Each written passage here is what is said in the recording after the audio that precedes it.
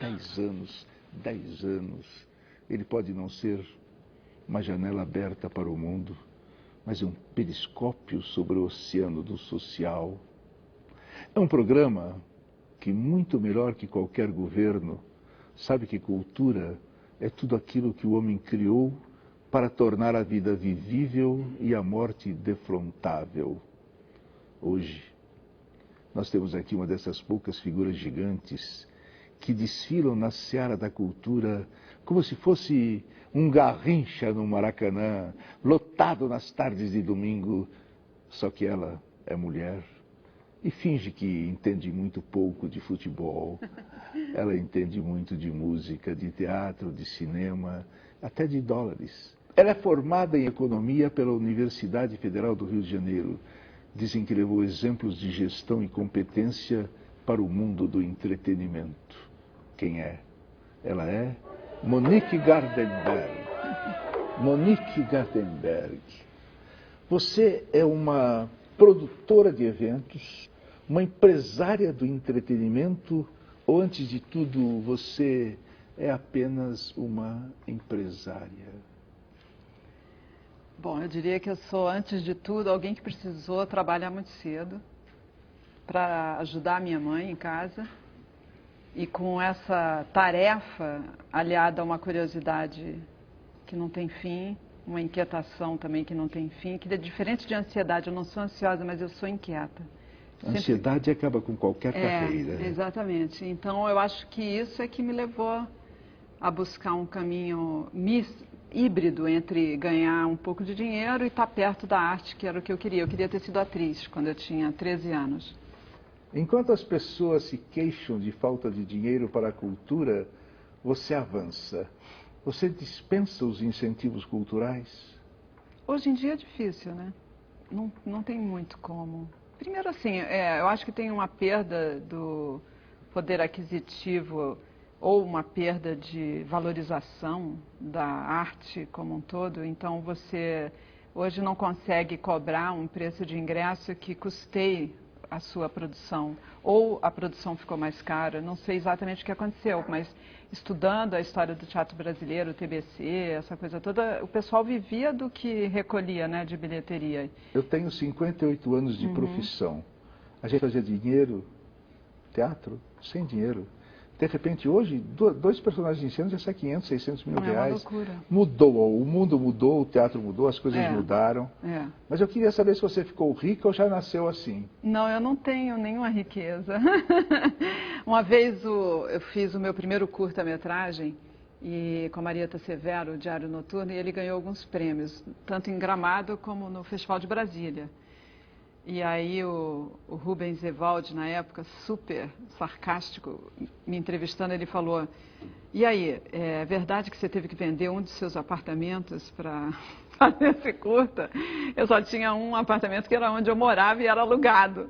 Então, na época eu falei, nossa, que engraçado, né? Eu tenho uma fama de Valtinho Salles de saia sem ter. É que o Rubens Evaldi é um humorista maravilhoso. Ele é um humorista. Free Jazz.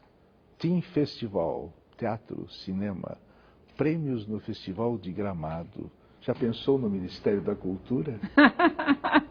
Não, de jeito nenhum, nem pensar, porque eu quero cada vez mais poder ser uma criadora, sair até de trás, né? Como eu ficava.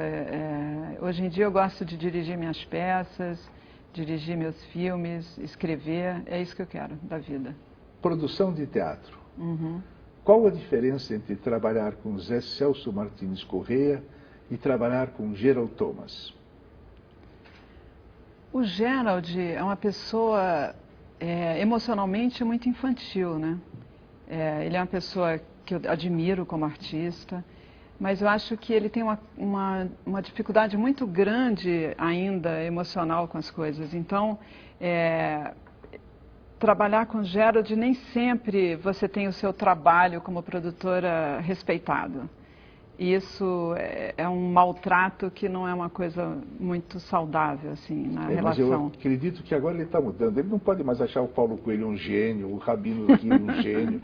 Que é isso, Geraldo? Não pode ser assim. E o Zé Celso, para mim, é uma delícia, né? É o meu guru.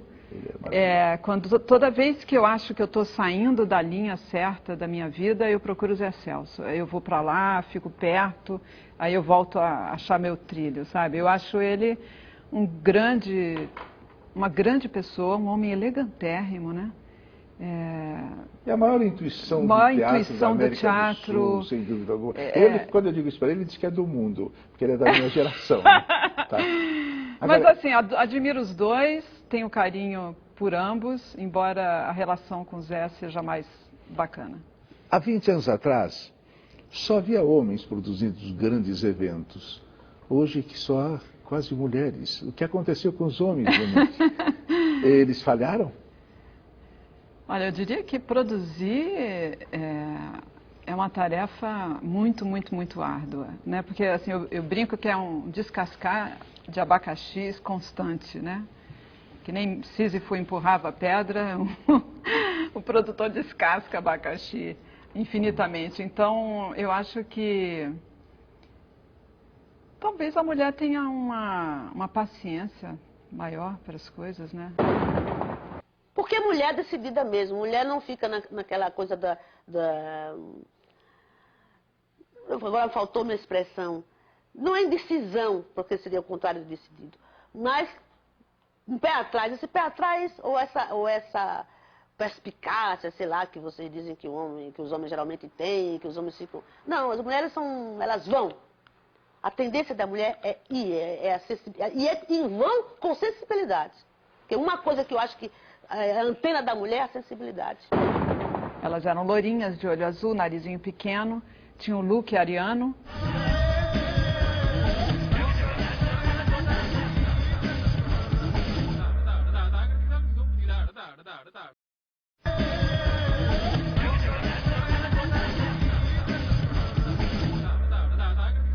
E com o Philip Glass nos Estados Unidos, o que é que você fez?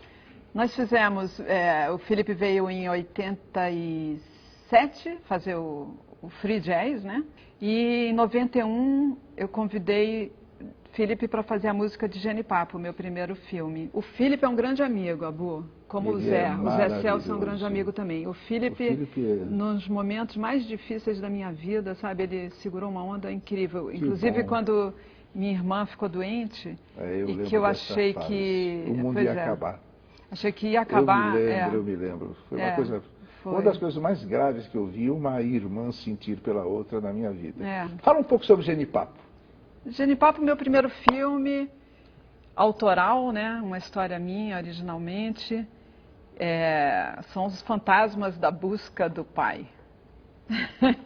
É isso. Só descobri isso muito depois, né? Misturei tudo, inventei um padre, um jornalista para falar do abandono paterno. O que é De Courrier? De Courrier é uma história linda, baseada numa tese de uma australiana, uma historiadora.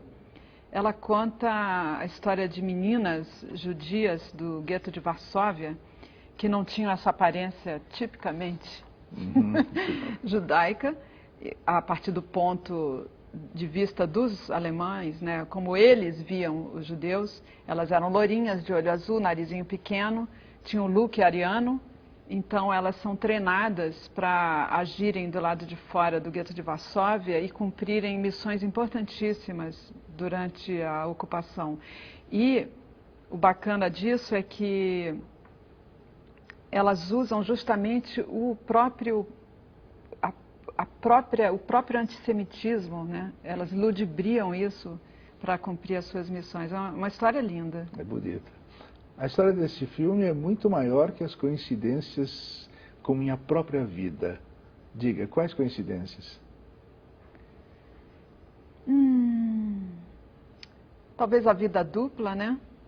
De você ser partida ao meio, como eu fui durante muitos anos, de você ter que lutar pela sua sobrevivência e deixar para trás um desejo imenso de estar ligada à arte, né? a diáspora, né, dos judeus que se repetiu na minha vida, né, tendo um pai que era uma pessoa maravilhosa, encantadora, mas era viciado em jogo, então a gente teve que mudar de cidade diversas vezes. Tinha que amá-lo violentamente por isso. Eu amo, figura dostoiévskiana, adoro. Eu me recordo de um diálogo inicial que eu disse a você que eu jogava, você contou que seu pai jogava, tal, e no final eu fiquei tão maravilhado com o que você escreveu sobre ele. Amei o que você fez. Muitas vezes eu vejo o Brasil produzindo filmes a partir de motivações equivocadas. Essa sua análise é de mercado?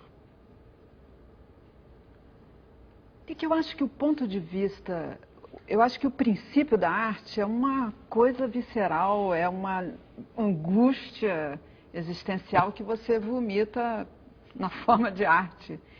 E não pode ser o contrário, né? Não pode ser, eu quero chegar ali, então quem sabe se eu fizer assim, eu chego lá. Não existe isso. Para mim existe assim, quero contar essa história, não sei porquê, depois eu descubro e pá! E aí vai. Sem o risco não vale a pena. Não vale a pena. A coisa científica é bobagem. Os filmes brasileiros podem ser empobrecedores da imagem que o cinema forma no país. Frase sua, explica isso melhor. É que eu acho isso, eu acho que tem tido uma preocupação muito grande em obter público, né? E quando você já começa pensando no resultado, eu acho isso um equívoco. E acaba você produz fórmulas, você não produz arte, né? Então, isso realmente eu fico com pena. E, às vezes eu acho que o cinema carece de algo mais adulto, sabe? Questões maiores mesmo. E isso só vai acontecer quando houver uma entrega do seu criador, uma entrega profunda, não pode ser uma aposta, né? É diferente, é um mergulho. O que é que você achou de trocar o cinema pela angústia de recomeçar todo dia no teatro? É difícil, acho teatro assim, um grande mistério, Abu, porque assim, o cinema é um monte de mentira, né, para virar uma verdade, e o teatro é um monte de verdade, entendeu? Para contar da forma mais mentirosa possível, né? Então, alcançar essa verdade, essa sinceridade, a vida pulsar ali, e você não pode se transportar, você não pode... o teatro é a arte do ator, né? Não tenha dúvida. Você cria as condições, você discute imensamente o texto, a razão e o sentido de cada palavra, por que está ali, por que aquela frase entrou. Isso eu esmago os atores com isso, mas depois é a compreensão deles. Essa psicologia é utópica, ela vai até o fim da vida. Agora, tem um lugar escuro no palco que o diretor não entra. É do ator mesmo. É do ator. É do ator, tem que ser do ator. Você só fica miudinho e com o coração apertado na plateia, falando, ai, tomara que ele faça assim, tomara... Ele faz, aí... Sabe? Então é uma maravilha. Esse trabalho tem sido assim. Eu fico feliz na plateia. Eu acho que temos que envelhecer no palco. É lindo. Museus deveria ser uma coisa de graça, principalmente para pessoas que não têm condições financeiras. Museu, alguns cinemas. Vamos supor, para mim e para você, que nós trabalhamos, nós temos dinheiro para ir no cinema. Será que todo mundo tem esse dinheiro para ir no cinema? Será que muitas pessoas têm acesso à internet? Uma internet, estou falando não de jogos, porque jogos você vai na lan house.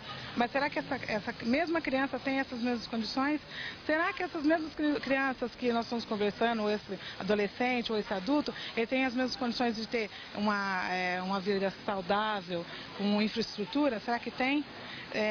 Algumas crianças, será que tem leitura o suficiente para pegar um livro e conseguir folhear? Será? A cultura está uma vergonha. Está uma vergonha. Porque da cultura, nós não temos cultura não. Nós temos uma cultura envergonhada. Adoraria ser, e se eu fosse, olha gente...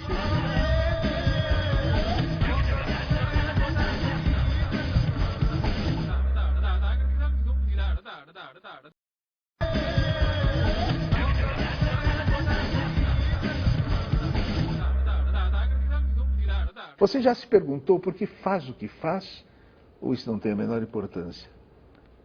Para sobreviver, para suportar. A certeza ou o risco? O risco. Claro. O que é que você tem lido, Monique? Agora, nesse momento, eu estou lendo um monte de coisa do século XVII. Estou estudando a origem desse Brasil. É onde você gostaria de ter vivido nesse século, aonde? Onde eu estou mesmo. Do que você não gosta nos outros, mas aceita em você própria? Um certo autoritarismo, mas, ao mesmo tempo, eu me considero uma pessoa muito democrática. Em que tipo de situação você admite ter que mentir? Sempre que isso for servir a um bem maior. Você já foi muito cantada na vida? Não. Não como queria. Não. Não, realmente assim, eu fui ficando mais bonita com o tempo. Que maravilha. Como é que você gostaria de morrer?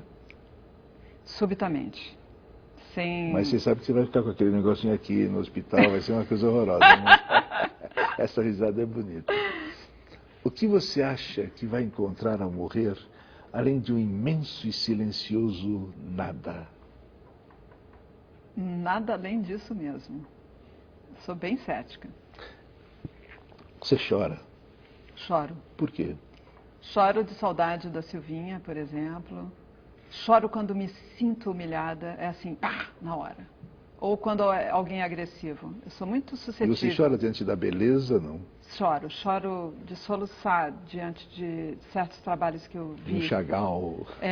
Por exemplo, me lembro de ter ido a Wuppertal, na escola da Pina Bausch, e assistir lá uma peça chamada Palermo, Palermo. Quando acabou, eu tive que me virar para um quadro e chorar compulsivamente. A Pina Bausch é uma coisa das mais fantásticas mas que chorar, aconteceu.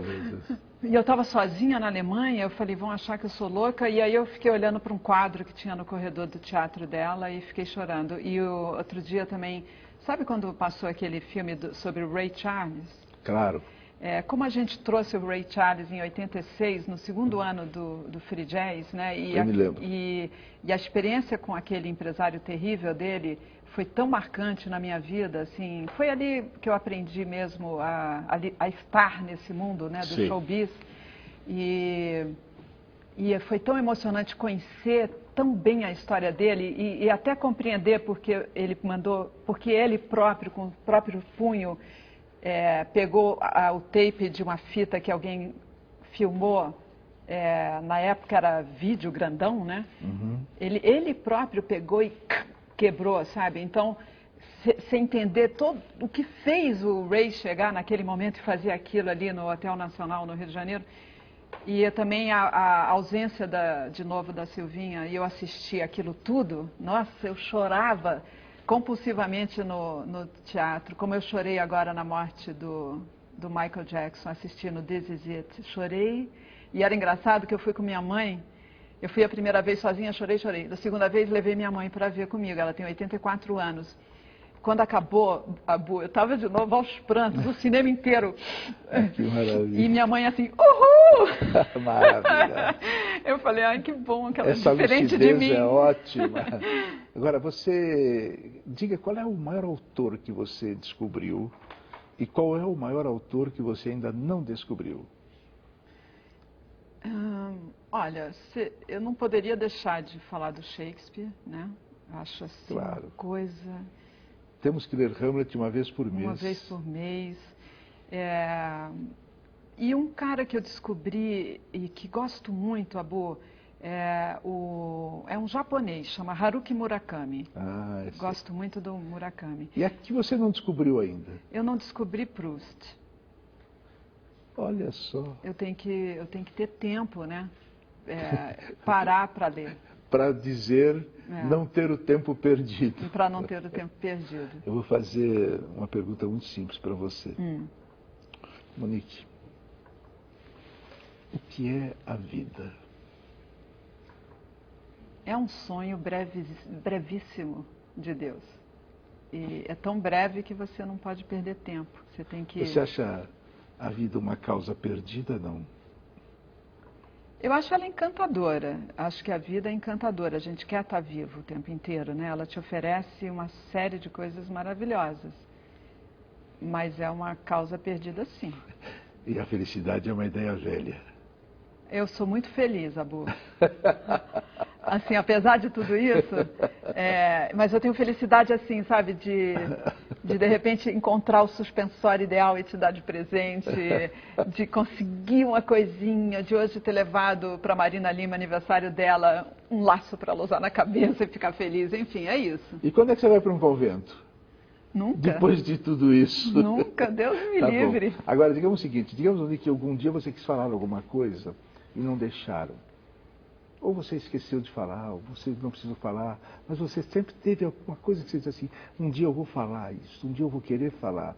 Esse programa é o programa de maior liberdade da televisão brasileira. Aliás, como deve ser liberdade, todas as televisões públicas e todas as televisões abertas. Mas aqui é uma liberdade tão grande que você pode falar o que você quiser, do jeito que você quiser. Nunca teremos censura dentro desse programa. Há 10 anos que nós falamos praticamente de tudo aqui. Então eu queria que você olhasse para aquela câmera e dissesse tudo que você quisesse falar para terminar a sua entrevista. Eu queria dizer a você, Abu, e a todo mundo da minha classe cultural e ao espectador de uma maneira geral, que eu não sou rica.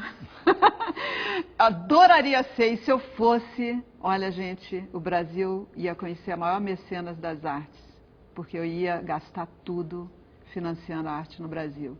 Não sou, infelizmente, mas eu ainda vou chegar lá se Deus quiser. Tá bom, então daqui um abraço, que a única coisa falsa desse programa é o abraço. Vem cá, por aqui mesmo. Aqui. É? Vem cá, dá um abracinho aqui. Okay. A única coisa falsa é o abraço. Agora você tem a fotografia, só vai sair no jornal nunca, a não ser quando você morrer.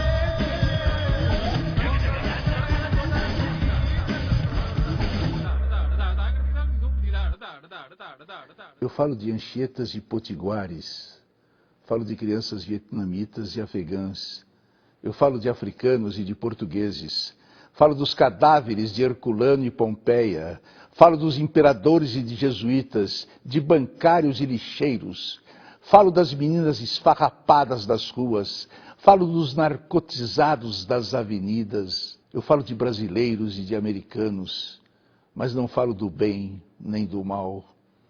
Falo de irlandeses e de indianos, dos meses e das horas. Eu falo dos homens, falo das meninas em primavera, de mamilos e de bocas entumecidas. Eu falo da carne tenra e cálida da infância. Eu falo desse projeto de vida, minúscula e feminina, sempre à altura das pernas. Eu falo de verbos e falos retesados, que circundam os mais puros e sagrados espaços pequeninos do corpo. Eu falo de mulheres no fogo do outono, da mais obscura poeticidade. Eu falo do mundo.